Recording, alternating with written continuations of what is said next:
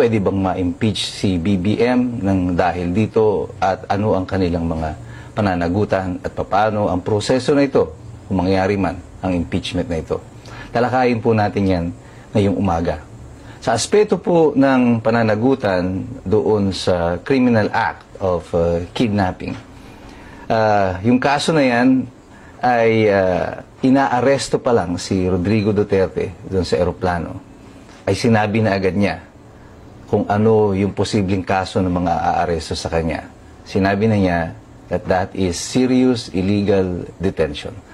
In layman's term, yan po ay kidnapping. Malinaw na malinaw pa po ang isip ng ating Pangulo bilang isang dating prosecutor. Alam niya na agad kung ano ang potensyal na kasong kakaharapin ng mga aaresto sa kanya. Bukod po dito sa kidnapping, ano pa po ang mga pwedeng kaharapin na kaso nitong mga tao na ito na gumawa nito sa kanya. Pwede pa po silang kasuhan ng violation of Anti-Graft and Corrupt Practices Act at saka po yung malversation or yung paggamit ng pondo ng pamahalaan.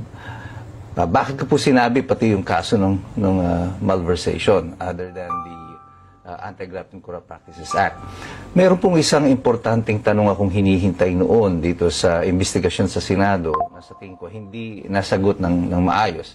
Sa interview po ni Secretary Remulla, inamin niya na ang pondo na ginamit sa pag-hire ng pagkuha o pag-charter ng eroplano ay galing sa Office of the President. Ang tanong, anong item sa budget ng Office of the President kinuha ito? Imposible naman kasi mayroong specific line item doon na nakalagay na for rent ng eroplano o for kidnapping. So most likely ito ay ginamit sa isang general fund na pinagmulan kagaya po ng confidential fund. Dahil po ibinulgar na ni Secretary Remulla na ito ay galing sa Office of the President yung pondo na ito at most likely ito ay galing sa confidential fund. Hindi na siya confidential kasi nahayag na siya sa publiko yung pagkakagamit nito. Kung ang pera ng gobyerno ay ginamit mo sa paggawa ng krimen, kagaya ng kidnapping, may dagdag ka pang pananagutan dahil hindi na po public use yung ginamit mo doon sa public fund. Ang kidnapping po ay hindi po yan public use. Yan po ay isang krimen at dapat may managot sa kanila. Paano naman daw po sila kakasuhan? Ang presidente po hindi po pwedeng kasuhan sa kasalukuyan sapagkat siya po ay merong immunity. Subalit yung kanyang mga cabinet secretary at iba pang lumahok dito ay po pwede pong sampahan ng kaso sa Office of the Ombudsman dahil sila po ay salary grade 27 na pataas at ang jurisdiction po sa kanila ay nasa Ombudsman na. Ano mangyayari sa Pangulo? Pwede pong siya ay masampahan ng hiwalay na kaso ng impeachment. Sino po ang po pwede mag-file ng complaint? Any private citizen can file a complaint. Ngayon, para po siya ma-impeach, ibig sabihin po ng impeach ay i-transmit ng Kongreso yung reklamo na yan papunta sa Senado. Kailangan mo ng 1/3 vote ng Kongreso. At pag ito naman po ay naparating sa Senado, kailangan mo naman ng 2/3 vote ng mga senador para siya ma-convict. So, posible ba na ma-impeach siya sa kasalukuyan? Depende po yan sa bilang ng mga congressman na mayroon siya. Kung yung mga may nais na ma-impeach itong si BBM, ay kailangan magpalit muna kayo ng mga congressman ninyo na sa tingin ninyo ay loyal to the current administration. Without that, it is technically impossible.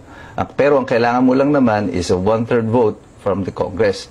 Ang classic example po nito ay nangyari kay ERAP noong year 2000. Nung itinransmit po ng House of Representatives through then Speaker Manny Villar yung impeachment complaint sa Senado.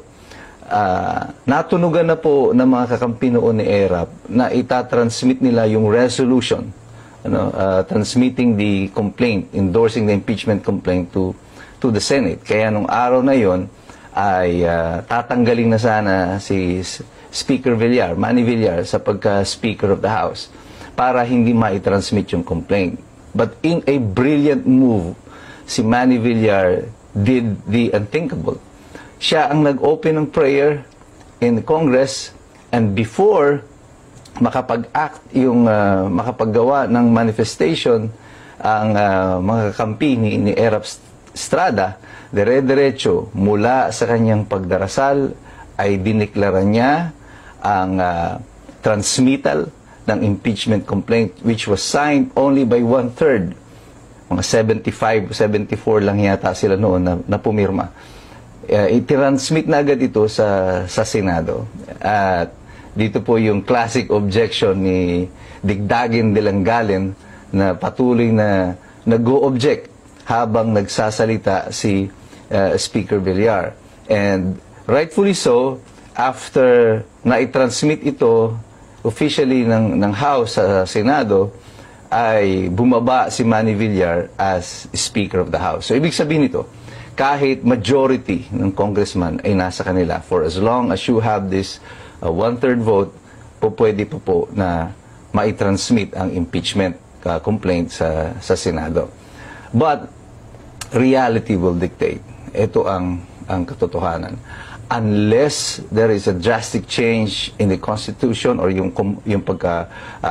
komposisyon ng House of Representatives at Senado, any talks of impeachment will be futile. At its current composition, imposible na po yan. At naka-recess naman po pareho ang Kongreso at ang Senado. Ano ibig sabihin nito?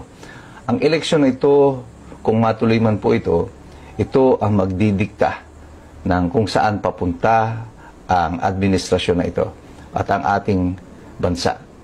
Kung mayroon bang magaganap o mangyayari sa atin pagkatapos nitong halalan na ito. Subalit ako ay nagtitiwala sa ating mga kababayan na sa pamamagitan ng mga tamang impormasyon na ito, tayo makakagawa ng tamang desisyon. Ito nga po yung dahilan kung bakit tayo gumagawa ng mga video na kagaya nito, upang ma-educate po yung ating mga kababayan. Makagawa tayo ng ating tamang mga konklusyon. Noong pong 1983 nang pinatay si Ninoy Aquino, ako po ay third year high school pa lamang noon. At ang unang tanong ko noon, nung nakita ko sa TV na pinatay, binaril si Ninoy Aquino sa tarmac, ang aking tanong, sino si Ninoy Aquino? Bakit hindi ko siya kilala? Wala akong nabasa tungkol sa kanya. Sa katotohanan, simula nung panahon ng martial law na yun, na ako'y elementarya, lahat ng textbooks, lahat po ng articles tungkol sa mga naganap prior to martial law, during martial law, ay hindi po tinuturo sa aming mga kabataan. Kaya po kami ay nanatiling mangmang sa kung sino siya. At natutunan ko po kung sino si Ninoy Aquino sa pamamagitan po ng mga lumang magazine.